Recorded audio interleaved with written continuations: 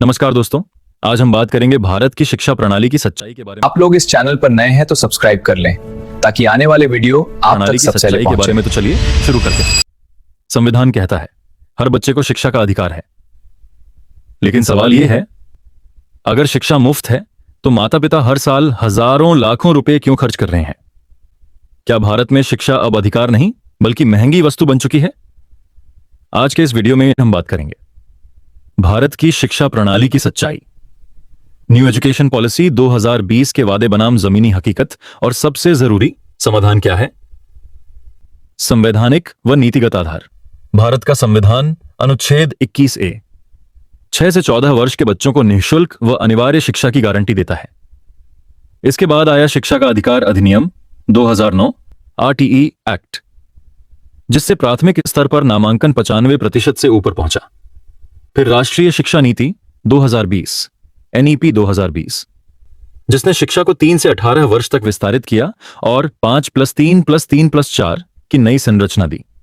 इसका उद्देश्य साफ है और साफ है, रटंत शिक्षा से मुक्ति, वैचारिक समझ तथा समावेशी और समान शिक्षा। जमीनी हकीकत। शिक्षा महंगी क्यों हो रही है? एक शिक्षा पर कम सरकारी खर्च। भारत शिक्षा पर GDP का केवल 3 से 3.5% खर्च करता है, जबकि NEP 2020 का लक्ष्य 6% है। परिणाम, स्कूलों में लैब नहीं, लाइब्रेरी नहीं, डिजिटल सुविधाएं नहीं।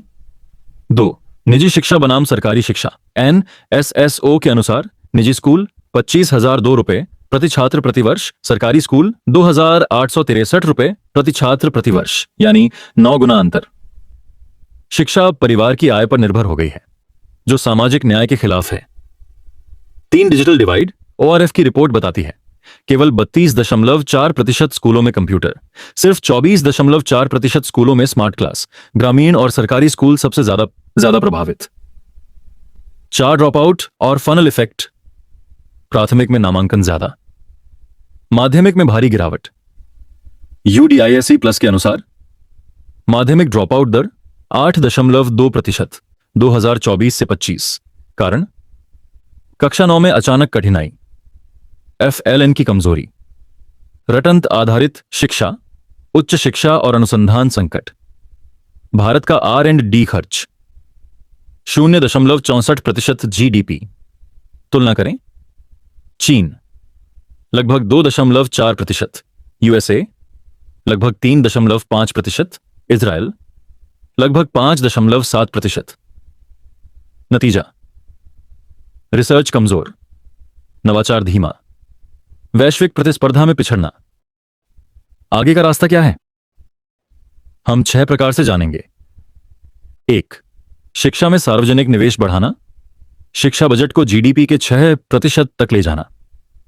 स्कूल इंफ्रास्ट्रक्चर पर फोकस, फिनलैंड और दक्षिण कोरिया जैसे देशों से सीख। 2.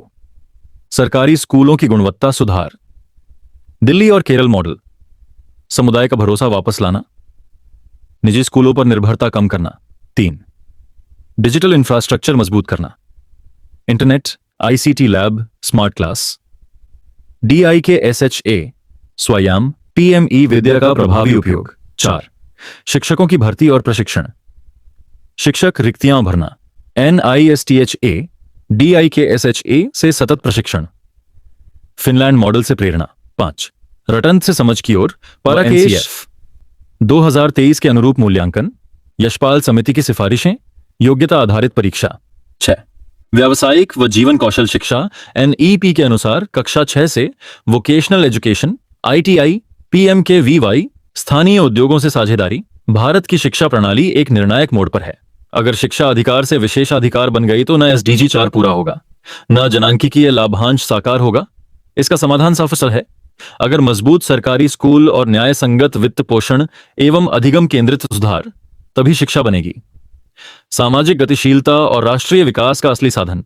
अगर वीडियो पसंद आया हो तो लाइक कीजिए और अगले वीडियो में। जय हिंद।